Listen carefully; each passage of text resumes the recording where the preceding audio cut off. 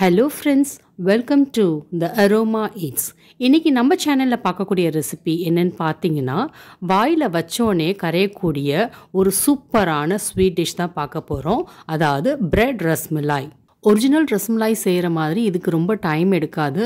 Suppose யாராவது guest வந்துட்டாங்க அப்படின்னா இன்ஸ்டண்ட்டாக இதை ரொம்ப சீக்கிரமாக செஞ்சு முடிச்சிடலாம். இந்த பிரெட் ரசமலாய் செய்கிறது ரொம்ப ஈஸி.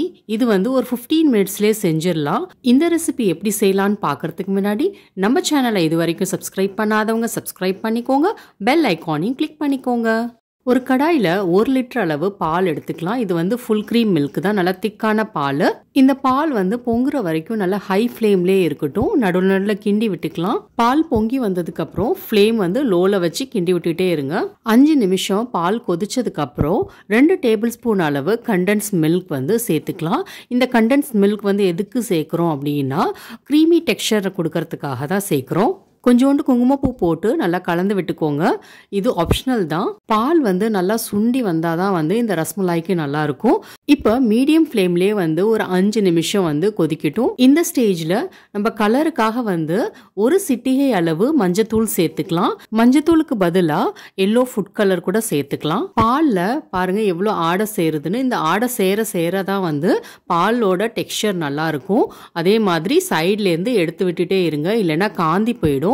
அடுத்து 1/2 கப் அளவு சர்க்கரை சேர்த்துக்கலாம். இது உங்க டேஸ்ட்டுக்கு ஏற்ற மாதிரி கூட குறைச்ச சேர்த்துக்கலாம். கிரன்ச்சி டேஸ்ட்காக 1/4 கப் அளவு முந்திரி பாதாம் சேர்த்து ஒரு 10 நிமிஷம் கொதிக்கட்டும். பிஸ்தா இருந்துச்சுன்னா அதுவும் சேர்த்துக்கலாம்.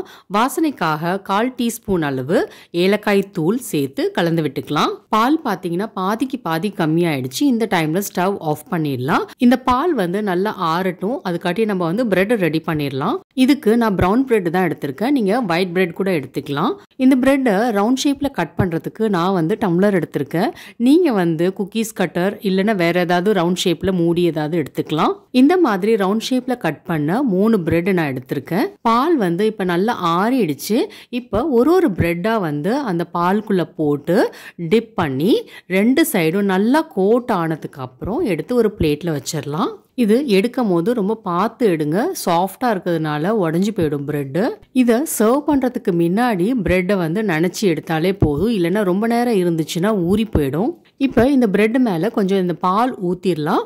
ஊத்துனா இன்னும் சூப்பரா இருக்கும். பிரெட் முழுகிற அளவுக்கு பால் ஊத்திக்கலாம். அடுத்து கார்னிஷிங்க்கு குட்டி குட்டியா கட் பண்ண முந்திரி பாதாம் அப்புறம் குங்குமப்பூ இதெல்லாம் மேல போட்டுக்கலாம். இந்த ரஸ்மலாயை ஒரு 1/2 an hour ஃப்ரிட்ஜில் வச்சு சில்லுன்னு சர்வ் பண்ணீங்கன்னா இன்னும் சுவையா இருக்கும். இந்த ரெசிபி உங்களுக்கு பிடிச்சிருந்துச்சுன்னா உங்க ஃபேமிலி ஃப்ரெண்ட்ஸோட கண்டிப்பா ஷேர் பண்ணுங்க. வீட்டில் செஞ்சு பார்த்துட்டு எப்படி இருந்துச்சுன்னு கமெண்ட் பண்ணுங்க. இது வரைக்கும் நம்ம சேனலை சப்ஸ்கிரைப் பண்ணாதவங்க சப்ஸ்கிரைப் பண்ணிக்கோங்க. பெல் ஐக்கானையும் கிளிக் பண்ணிக்கோங்க. தேங்க்யூ.